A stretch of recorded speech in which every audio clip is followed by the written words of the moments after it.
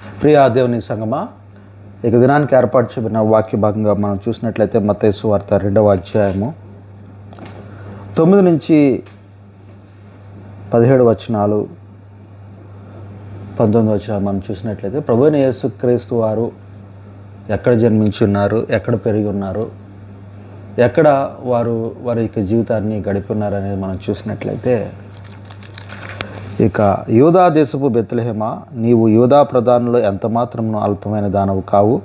ఇశ్రాయేలును నా ప్రజలను పరిపాలించే అధిపతి నీలో నుండి వచ్చును. బెత్లెహేములో ప్రభువైన యేసుక్రీస్తు వారు పుట్టారు. పుట్టిన తర్వాత మరి హేరోదు రాజు యేసుక్రీస్తు వారిని చంపాలనే ఆలోచన కలిగి ఉన్నప్పుడు మరి ప్రభుదూత యోసేపు గారికి ప్రత్యక్షమై హేరోదు ఆ శిశువుని చంపవలనని ఆయన వెదకబోచున్నాడు కనుక నీవు లేచి ఆ శిశువుని అతని తల్లిని వెంటబెట్టుకుని ఐగుప్తునకు పారిపోయి అంటున్నాడు. అంటే బెత్లెహేములో పుట్టిన యేసుక్రీస్తు వారు మళ్ళీ ఐగుప్తుకి రావడం చూస్తూ ఉన్నాం. తర్వాత మనం కింద వచనాలు మనం చూసినట్లయితే, హేరోదు చనిపోయిన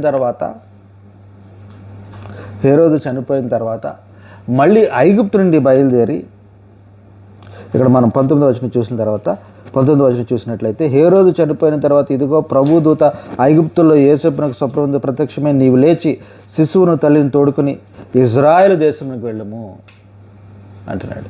అంటే ఇజ్రాయేలు దేశం, బెత్లెహేములో పుట్టిన యేసుక్రీస్తు వారు ఐగుప్తులోనికి వెళ్ళడం, మళ్ళీ ఐగుప్తు నుంచి తిరిగి ఇస్రాయేల్ దేశం అంటే ఇప్పుడున్న ఇస్రాయేల్ దేశానికి రావడం.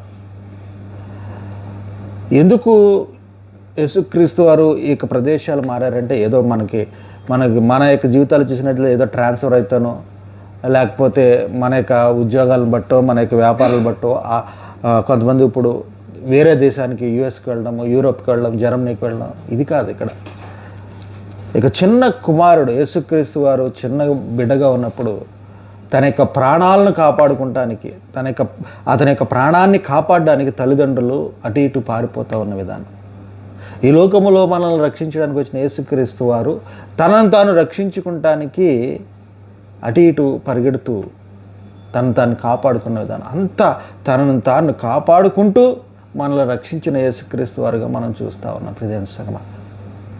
కాబట్టి ఈ వాక్యాన్ని బట్టి మనం ఆలోచన చేయవలసింది ఏమిటంటే, మన జీవితాల్లో కూడా వచ్చే సైతాన్ అంధకార శక్తుల నుంచి మనం కాపాడుకుంటూ దేవునికి విశ్వాసంలో మనం బలపడాలి. అంతేగాని మనకు వచ్చిన సైతాన్ శక్తులను బట్టి, అంధకార శక్తులు బట్టి మనం వాటికి లొంగిపోకుండా, వాటికి బానిసలు అవ్వకుండా, బలహీనులుగా మారిపోకుండా మనము దేవునికి విశ్వాసులు మరింతగా బలపడాలి. యేసుక్రీస్తు వారు కూడా పుట్టింది బెత్లెహేములో, మళ్ళీ అతను పెరిగింది ఐగుప్తులో, ఈజిప్ట్లో, తర్వాత మళ్ళీ వచ్చి ఇజ్రాయేల్ దేశంలో స్థిరపడ్డం మనం చూస్తాం. నజరేతులో స్థిరపడ్డాం. అతను జీవించిన 30 సంవత్సరాల్లో 3 ప్రదేశాల్లో ఆయన బ్రతికిన విధానం. కాబట్టి ప్రదేశ సంగమా, మన జీవితంలో 3 కాదు 30 సమస్యలు ఉండొచ్చు, 30 శోధనలు ఉండొచ్చు, కానీ మన విశ్వాసంలో మాత్రము ఎక్కడా కూడా మార్పు ఉండకూడదని ఈ వాక్యం ద్వారా దేవుడు చెప్తా ఉన్నాడు. ఇక చిన్న వాక్యాన్ని దేవుడు ఆశీర్వదించి దీవించి కాచి కాపాడను గాక. ఆమేన్.